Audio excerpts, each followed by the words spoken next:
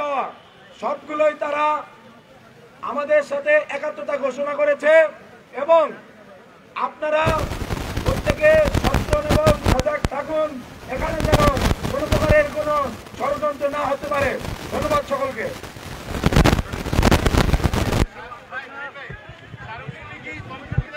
দর্শক, যে যেখান থেকে দেখছিলেন সর্বশেষ বিডিআর যে আপডেট, সেই আপডেটগুলো আমরা একটু জানার চেষ্টা করছিলাম। আমরা সকল সমস্ত বিডিআর সদস্য আমরা শহীদ মিনারের দিকে চলে যাব। আমরা একটি সুশৃঙ্খল বাহিনীর সদস্য, অতএব আমাদেরকে সুশৃঙ্খলা রেখে দিতে হবে এবং প্রত্যেকটা সদস্য আমরা এখন শহীদ মিনারের দিকে যাব।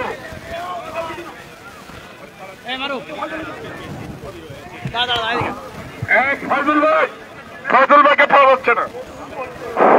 ফয়জুল ভাই, মাহবুব ভাই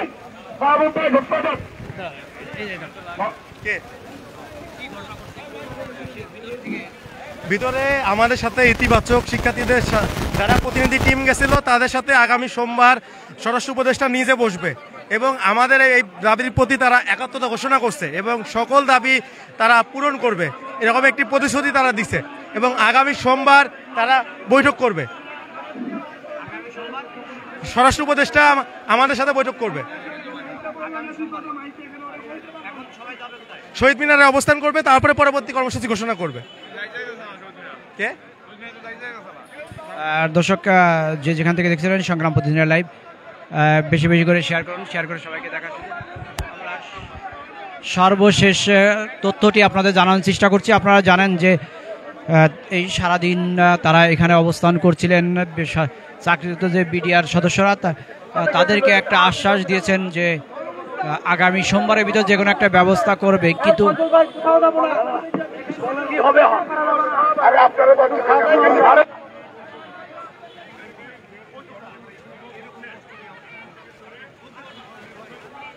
দর্শক, কে কোথা থেকে দেখছেন সংগ্রাম প্রতিদিনের লাইভ?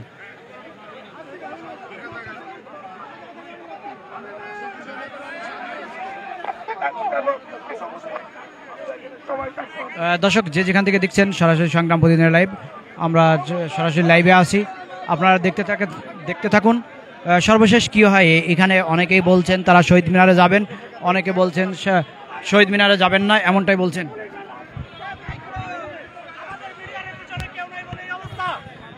সবাই আমাদেরকে নিয়ে প্রহসন করতেছেন।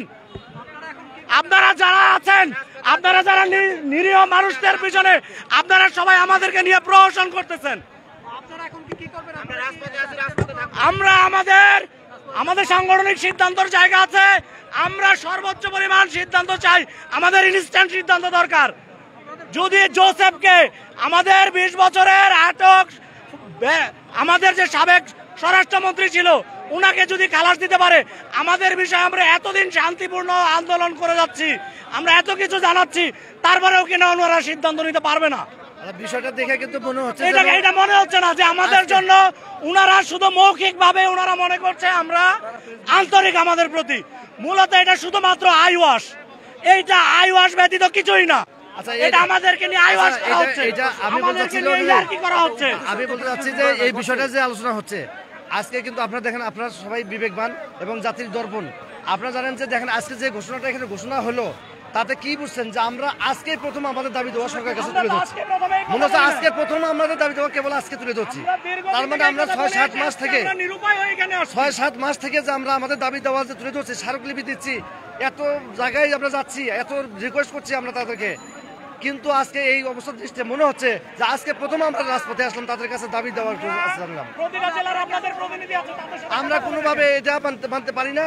তারপরেও আমাদের নীতিনির্ধারকের কাছে বা সিদ্ধান্ত কি আসবে, কিন্তু আমরা সাধারণ সদস্য হিসেবে আমরা কোনোভাবে মানি না। আমরা আমাদের সাথে বসবো, এটা লিখিত আকারে অথবা প্রেস ব্রিফিং এর মাধ্যমে আমরা দেশের জনগণ জানবে, আমরা সরাসরি শুনবো। এটা অবশ্যই প্রেস ব্রিফ করতে হবে। আমরা অবশ্যই এটা লিখিত আকারে অথবা প্রেস ব্রিফিং এর মাধ্যমে স্বরাষ্ট্র উপদেষ্টার প্রতিনিধির মাধ্যমে আমরা এটা সরাসরি দেশবাসী জানুক যে তারা আমাদের কি আশ্বাস দিচ্ছে। বরাবরের মধ্যে আমাদের এই আন্দোলনকে ভিন্ন খাতে নেওয়ার জন্য তারা বিভিন্ন অবলম্বন উপায় করতেছে, তো আমরা এটা আর চাই না। স্বরাষ্ট্র উপদেষ্টার প্রতিনিধি প্রেস ব্রিফিং করুক বা লিখিত আকারে আমাদেরকে জানাক। আমরা এই দাবিটা জানাচ্ছি। আগামী সোমবারের কথা স্বরাষ্ট্র সচিব বলতে হবে। এখন আমরা আলোচনা করে আমরা সিদ্ধান্ত নেব যে আসলে কি করা যায় এই মুহূর্তে। আমরা আমাদের যে বিডিআর কল্যাণ পরিষদের যারা নেতৃত্বে আছেন এবং ছাত্র সমন্বয়ক যারা আছেন তাদের সঙ্গে আলোচনা করে আমরা এই বিষয়টা।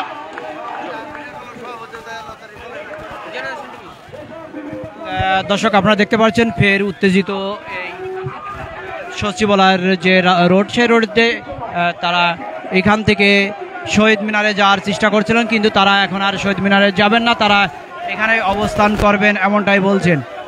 যে যেখান থেকে দেখছেন সংগ্রাম প্রতিদিনের লাইভ বেশি বেশি করে শেয়ার করুন সবাইকে দেখার সুযোগ। আমরা আরও বিস্তারিত দেখানোর চেষ্টা করব, আর আমাদের সঙ্গে থাকুন।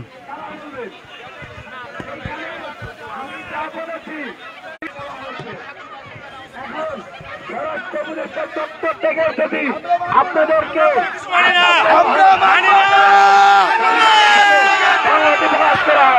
তাহলে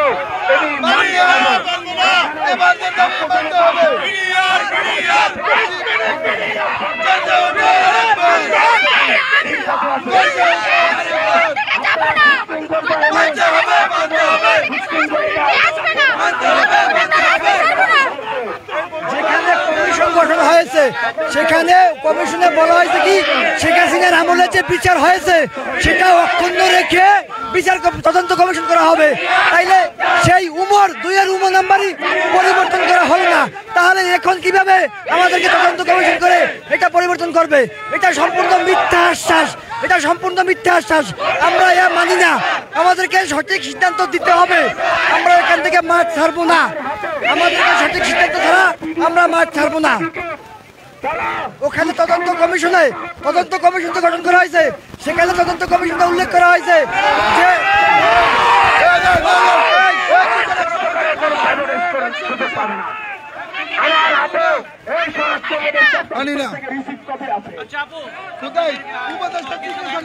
উপদেষ্টা নিজে আসবে। নাটক চলতেছে, আমরা এই নাটক মানি না, এই নাটক আমরা মানি না। আমরা এখানে ঢাকা শহরে কোথায় থাকবো? আমরা কোথায় থাকবো? আমার বাড়ি দিনাজপুরে, আমার এখানে কেউ নাই। আমি আবার মহিলা মানুষ, আমি ভাড়া দিয়ে আসবো। আমি এই প্রহসন মানবো না।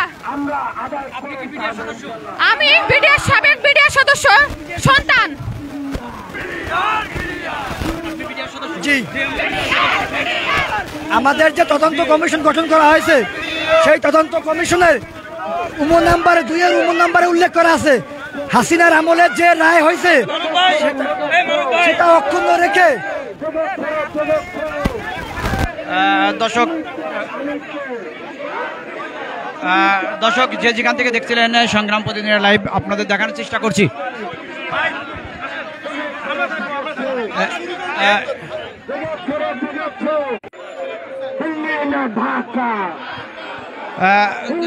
দর্শক আপনারা দেখানোর চেষ্টা করছি যে আজকের যে সংগ্রাম, এটা রাজপথ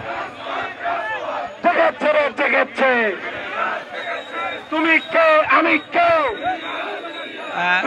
দর্শক যে যেখান থেকে দেখছেন সংগ্রাম প্রতিদিনের লাইভ বেশি বেশি করে শেয়ার করুন এবং সবাইকে দেখার সুযোগ। আপনারা দেখতেই পাচ্ছেন যে উত্তেজিত এই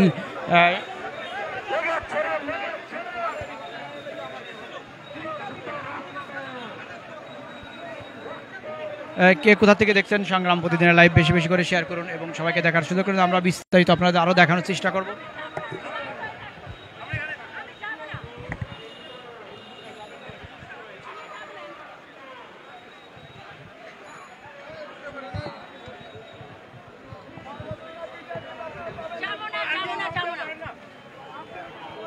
আপু আপনাদের তো এখান থেকে যাওয়ার জন্য আমরা যাবো না ভাই।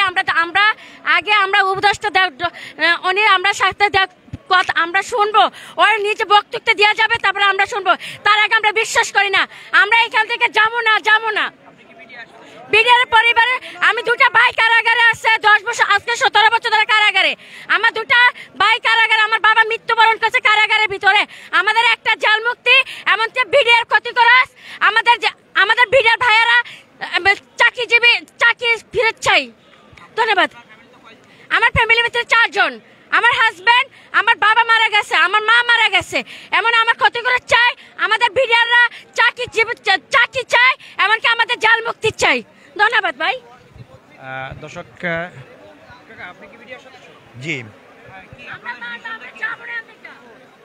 আমি অত্যন্ত দুঃখের সাথে জানাতে চাই, এই স্বৈরাচার সরকার পতনের পর থেকে আমরা ন্যায্য অধিকার ফিরে পাবার জন্যে মাননীয় প্রধান উপদেষ্টা সহ সকল উপদেষ্টা মহোদয়কে স্মারকলিপি প্রদান করা হয়েছে। প্রত্যেক জেলা থেকে আমরা মানববন্ধন করেছি এবং ঢাকা কেন্দ্রীয়ভাবেও প্রেস কনফারেন্স এবং মানববন্ধন করা হয়েছে। অথচ এই দীর্ঘ 6 মাস অতিক্রম করার পরও সরকার আমাদের এটার কোনো নেতিবাচক বা ইতিবাচক কোনো প্রকার সাড়া দেননি, যে কারণে আমরা এখন গত 3 দিন যাবৎ চূড়ান্ত আলোচনা করে এই রাজপথে নামছি। রাজপথে নামার পর আজ যখন প্রথমবার ফিরিয়ে দেওয়া হলো যে এটা সম্ভব না, এর পরবর্তীতে আমাদের প্রতিনিধি টিম উপদেষ্টা মহোদয়ের সাথে সাক্ষাতের জন্য যান, কিন্তু স্বরাষ্ট্র উপদেষ্টা মহোদয় না থাকার কারণে অন্য কোন প্রেস সচিব সাহেব নাকি বলছেন যে আগামী সোমবার এই প্রতিনিধি টিমের সাথে আলোচনা করে সমাধান করবে। আসলে এটা আমাদের সাথে একটা পাঁইতারা করা হচ্ছে। তারা নাকি জানে না যে আমরা যে দাবি করে আসছি তারা কোনো ইয়ে পায়নি, অথচ 6 মাস যাবৎ আমরা এই দাবি করে আসছি। আজ তারা বলতেছে তাদের এটা অবগত নয়। এখন এই বিষয়টা আজকে যখন জানানো হয়েছে, এখন তারা এটা দেখবে এবং আগামী সোমবারে এই প্রতিনিধি টিমের সাথে আলোচনা করে তারপরে সিদ্ধান্ত গ্রহণ করবে, এই ব্যক্ত করছে। তো আমরা এই মুহূর্তে আমরা বলতে চাই যে আমরা রাজপথে নেমেছি জীবন দেওয়ার জন্যে। আমরা জীবন দিতে রাজি, আমরা জীবন দিতে প্রস্তুত, কারণ আমরা মৃত্যুবরণ করেছি 2009 সালে, আর নতুন করে আমাদের মরার প্রয়োজন নেই, আমরা মরে গেছি পূর্বেই। ধন্যবাদ, আসসালামু আলাইকুম। এখন আমি ওনার সঙ্গে একটু কথা বলতেছি। আমি ঢাকা বিশ্ববিদ্যালয়ের একজন কর্মকর্তা, এই বৈষম্য বিরোধী আন্দোলনের সাথে সংশ্লিষ্টতা অতভাবে এবং পূর্ণাঙ্গভাবে আমার সহযোগিতা ইনশাল্লাহ ছিল। এখন আমি আমাদের শাহবাগে যখন ওনাদের একটা ওখানে আন্দোলন হয়, সেখানে আমি বক্তব্য দিয়েছিলাম যে ইনশাল্লাহ বর্তমান সরকার ডক্টর ইউনূস ওনাদের দাবি মেনে নিবে, অবশ্যই মেনে নিবে, ওনাদের যে দাবিগুলো আছে যৌক্তিক। এখন আমার একটা প্রশ্ন ওনাদের কাছে আমি বলতে চাই বিনতির সাথে, যদি 15 বৎসর আমাদেরকে কাটাইতে হয় আর আমরা 3টা দিন কেন বিশ্বাস করে নিতে পারবো না? অবশ্যই এই বিশ্বাসটুকু নিয়ে আমার মনে হয় ওনারা যদি এই বিশ্বাসটুকু নিয়ে যদি 3 দিনের জন্য একটু সময় দেয় তাহলে আমার মনে হয় উপকৃত হবে। এতদিন হয়েছে, আমার কথাটা শেষ করতে দেন, এতদিন একটার পর এই যে গণ অভ্যুত্থানের পরে একটার পর একটা আন্দোলন, দেশের সংস্কার, ফেসিবাদের বিচার, এগুলো অনেক কিছু একটার পর একটা। এর মাঝখানে আসছে ইয়াদের আপনার বিডিআর হত্যার ঘটনা। এই ঘটনা শাহবাগে যখন আপনার সমাবেশ হয় সেখানে আমি বলেছি এবং বক্তব্য দিয়েছি, বলছি বর্তমান সরকার ইনশাল্লাহ বক্তব্য দেওয়ার পরে এই যাবৎ অনেককে মুক্তি দেওয়া হয়েছে। তো মুক্তিরও কতগুলো কার্যক্রম আছে, আইনি বিষয় আছে, জটিলতা বিষয় আছে, সেগুলো দেখবে এবং ওনাদের দাবি যৌক্তিক এবং ইনশাল্লাহ আমি মনে করি পজিটিভ, বর্তমান সরকার মেনে নিবে। এই বলে আমি আমার কথা শেষ করলাম। আপনাদের বক্তব্য অবশ্যই মেনে নেওয়া হবে, কিন্তু আমার 1 মিনিট, কিন্তু আমার একটি কথা, আপনারা কোনো ইন্ধনে কোনো এই কথাটা আপনাদের সামনে এসে তো আমাদের বলতে পারতেন। আমাদের স্বরাষ্ট্র উপদেষ্টা আছেন, যৌক্তিক দাবি ইনশাআল্লাহ ওনার এত জায়গায় যাওয়ার সময় হয়, আমাদের এতগুলো বিডিআর আমরা এখানে কষ্ট করতেছি, আমাদের সামনে আসার ওনার সময় হয় না। আপনারা যদি লিখিতভাবে জানাতো আমাদের একটা কিছু, যদি আপনারা ঠিক আছে আপনার কথা, জি না, যদি আমাদের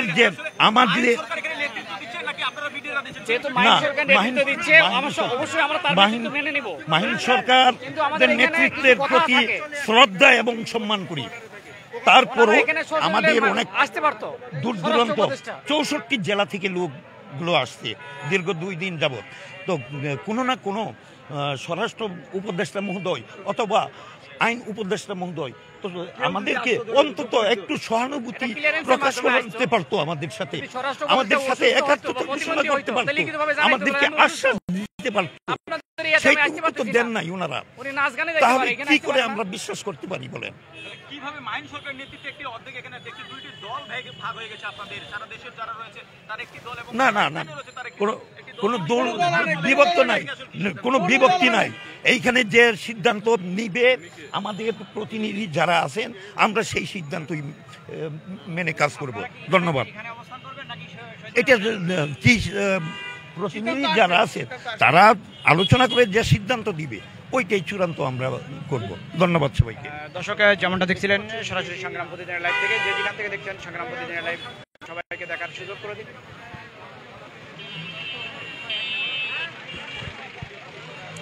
আমরা একটু কথা বলার চেষ্টা করব।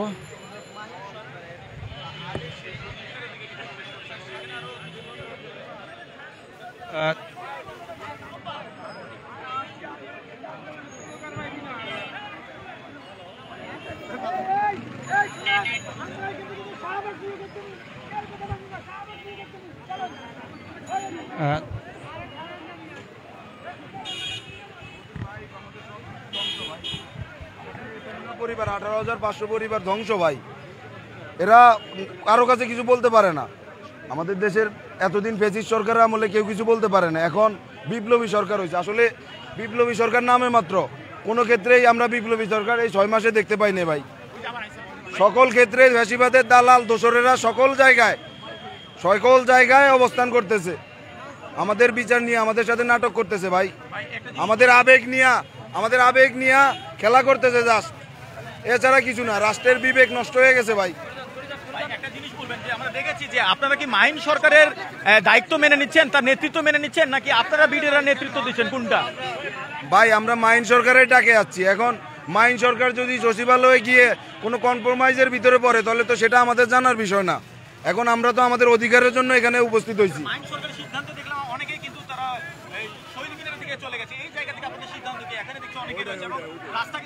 ভাই আমি আগে যে কথাটা বলছি ওইটাই অ্যান্সার। এখন মাহিন সরকারের ডাকে অনেকে না বুঝে চলে গেছে, কিন্তু আসলে তো আমাদের কোনো কিছুই ভাই আমরা আশ্বাস পাই না। আমরা 16 বছর ধরে নির্যাতিত ভাই।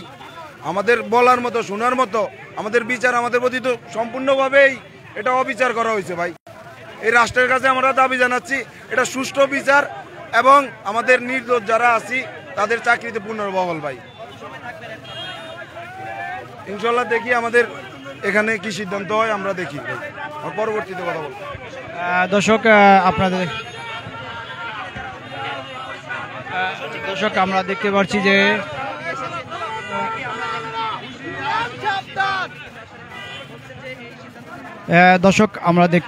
যে সচিবালয় থেকে এক সিদ্ধান্তে তারা শহীদ মিনারে অবস্থান করবেন। এখন আমরা দেখতে পাচ্ছি যে তারা এখান থেকে শহীদ মিনারের দিকে যাচ্ছেন। দর্শক যে যেখান থেকে দেখছেন সংগ্রাম প্রতিদিনের লাইভ বেশি বেশি করে শেয়ার করবেন এবং সবাইকে দেখার সুযোগ করে দেবেন। আপনারা দেখতে পাচ্ছেন যে আজকের সর্বশেষ সংবাদ বিডিআর সদস্যদের যে দাবি, সেই দাবিতে তারা এখানে অবস্থান করেছিল সারাদিন। আমাদেরকে বারবার পথভ্রষ্ট করতেছে। আমরা এখন শহীদ মিনারে যাচ্ছি। আমি বিডিআর সদস্য। দর্শক যে যেখান থেকে দেখছিলেন সংগ্রাম প্রতিদিনের লাইভ বেশি বেশি করে শেয়ার করুন, শেয়ার করে সবাইকে দেখার সুযোগ করে দিন।